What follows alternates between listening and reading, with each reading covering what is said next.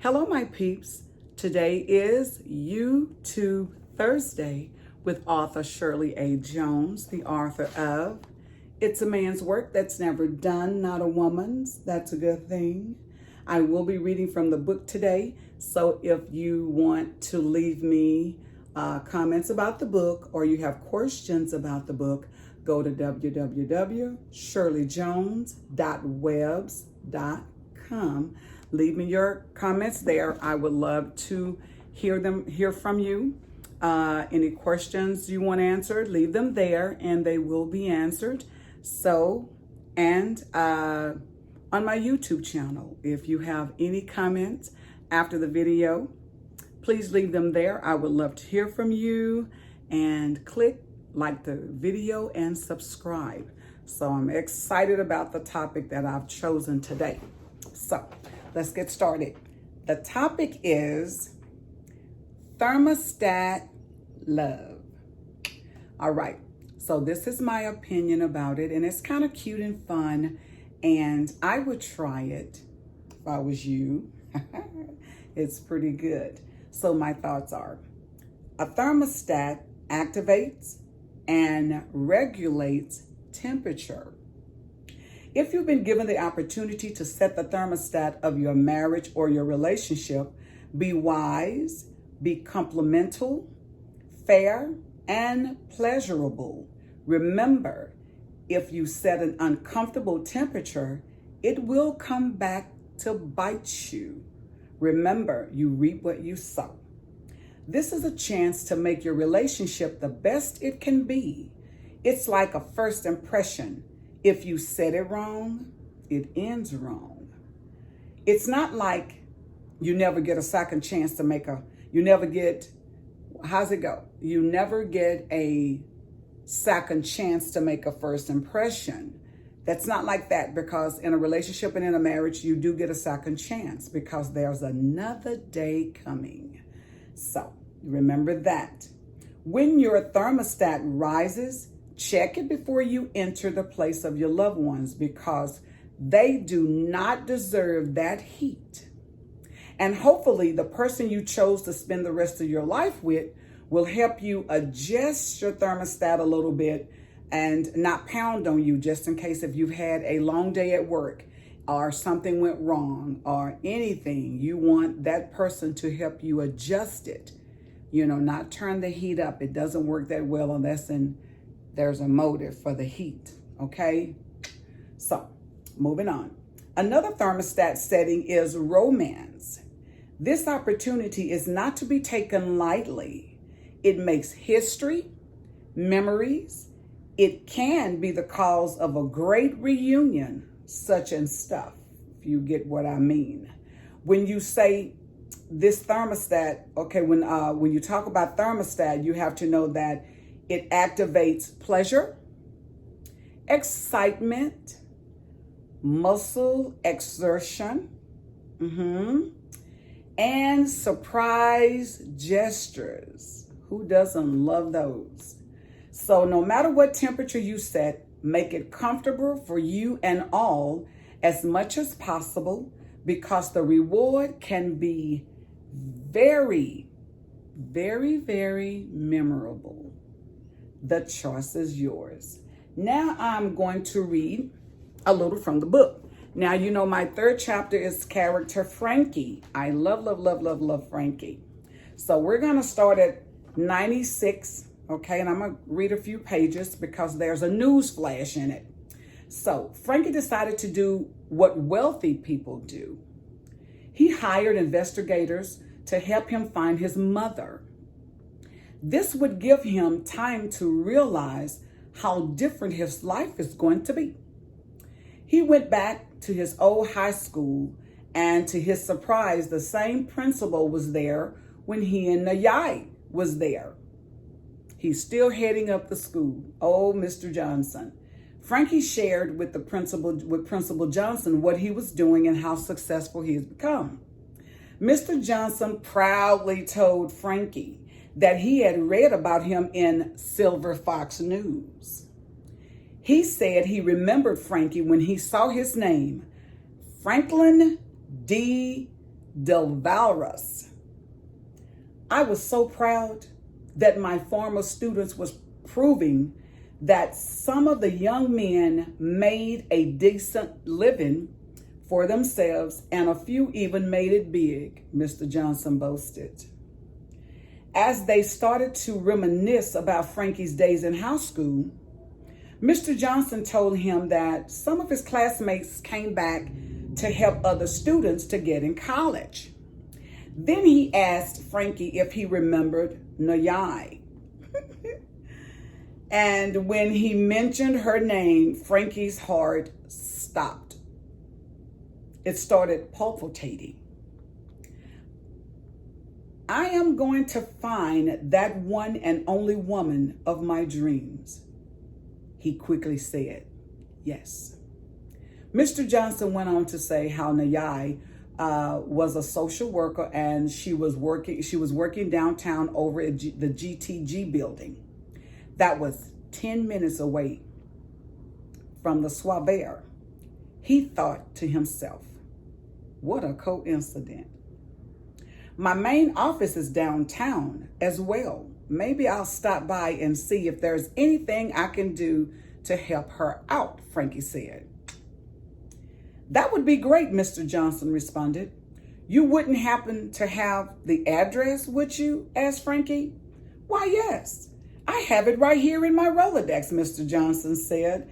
Now, if you haven't read the book, well, I tell you what, buy the book, read it, and you'll know why Frankie is so excited to get Nayai's address. He shared it with Frankie.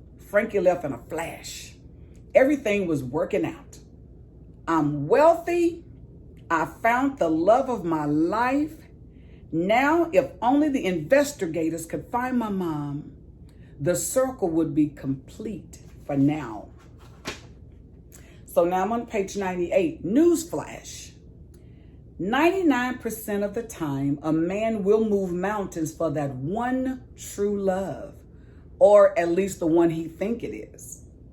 Now understand, if he goes through high waters of hell to get to her or get her, he values whatever it is about her that sets off his thermostat of romance and love. It doesn't matter who else is in the running, with the exception of marriage. He aimed to come out on top with dignity, of course. No well-established, respectful, hardworking career woman wants to be with a man who doesn't respect what she has going on and respect her as a woman. So he has to be on his game. You must find out what you can about her if you don't already know. From credible people. The reason being is so you can have something to talk about should you get the chance to be in her presence.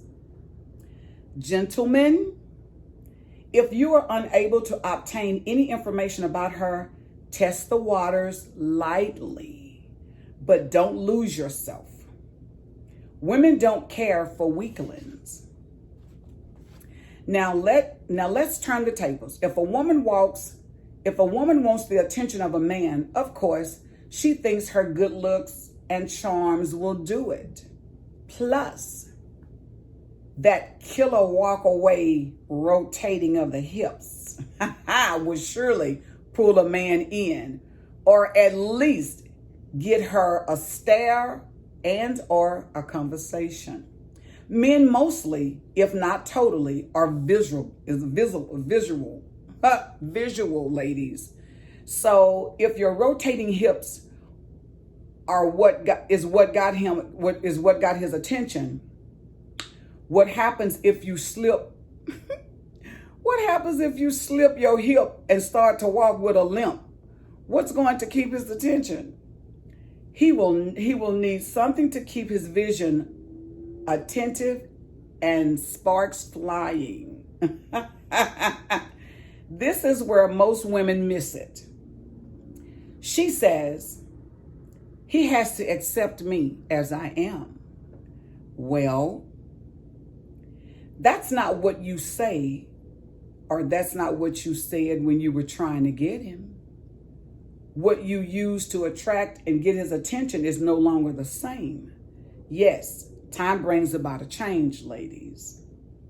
But he needs an alternative.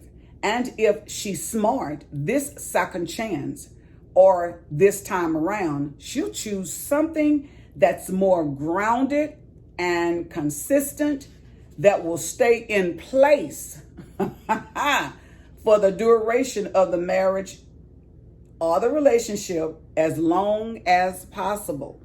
So what that is saying is, if you get him, what is that song? What it took to get my baby, it's gonna take to keep him. Well, now I beg to differ, but that's a thought. So you got to remember, whatever you use and what all the gestures are, if he chooses you by those things, then those things are conditional. You want to be chosen by unconditional things. For he don't have a reason. If somebody tell you they don't know why they love you, but they just do, that's not a bad thing, because that's not a condition. They have put nothing on what drew them to you or why they love you. I just know that I love her company. I love her conversation. She's beautiful to me. And I don't know why I love her, or I don't know why I love him. I just do. Just know that that's not a bad thing. The hip rotating used to work on all men, but nowadays men are asking about women's credit scores. I know my brother is. Yes, you heard me right. It's time for men to realize that if you were focused and disciplined enough to get your business in order, then when you bring another person into your life, that's one of the questions should be asked before proceeding to the next level, and let that determine where you go from there. Now, I know that sounds a little steep, ladies, and a little touchy, but is it fair for him to be disciplined enough to get his credit where he needed to be to bring somebody into his life? Because we as women don't like men that can't budget checkbooks or can't manage, his life, or know where he's going, or have a plan. We want things in order. So if he's asking for your credit score, don't be offended, because if he has to pick you up and bring you up where he is, it may cause the credit score to jump a little bit. So don't be mad. Just work on your part and come together, unify that thing and make it work. You can make it work. He can help you. He'll help you do it. He did it. So, and one more thing, fellas, stop telling a woman everything you can do for her and all you have to offer before getting to know her and what it is she's looking for. Yes, you can be just as cautious and picky with who you give your love to, your money and time, as well as a woman. Too many men allow the human chicken syndrome to direct their relationship. You know that 2 breasts, 2 thighs, 2 legs. Chickens are good. Chicken is good. But how about that ego mentality? Yes, they have the same general parts, but their direction is different and they don't land the same. A chicken is possibly airborne for a few seconds. Then it's back on the ground again. But the eagle soars with the wind beneath its wings. Lord, lift us up where we belong. I have no rights to this song, but I love it. Where the eagles fly on a mountain high. See, the wind is beneath the wings of the eagle. They choose where to land because they have a higher view of sight. Therefore, there are more choices for the eagle. There are some men that will choose the chicken, and that's okay, because it can be a pleasure in several ways. If he's well established and there's potentials there, then they can grow together and move forward together in both of their desires. So can the eagle, just in a larger portion. Don't expect eagle-like mentality from a chicken perspective. It all depends on how bigger the picture is. All I'm saying is choose wisely with your mind's eye. Don't reply on your heart, because it changes and it's untamable. Don't rely on your heart. I'm sorry, y'all. Don't rely on your heart, because it changes and it's untamable. Now that's real, because people will tell you, follow your heart this, your heart that. But that rascal is untamable. It's deceitful. It's moody. It's not settling. It's not a grounded part of the body. So just know that. I challenge you to read the good book on how and what it says about the heart of mankind. We can handle, if you can handle it, God can show it to you. So I just read a little bit about the book and Temperature Romance, where things can change. But if you have the opportunity to set the status or set the temperature in your relationship, I would take that as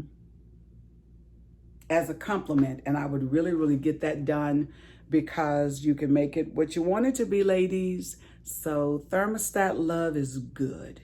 I'm signing off now. Author Shirley A. Jones. And like my video and subscribe to my channels.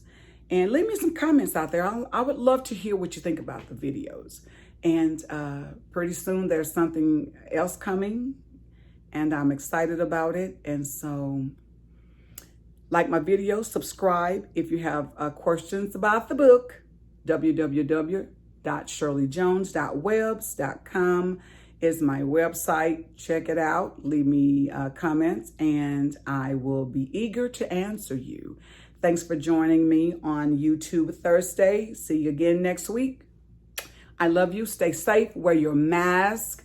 You all, COVID-19 is all about droplets. It's about the liquid that comes out of the mouth or the body. So if you have the mask on and people spit when they speak or sneeze, it catches that.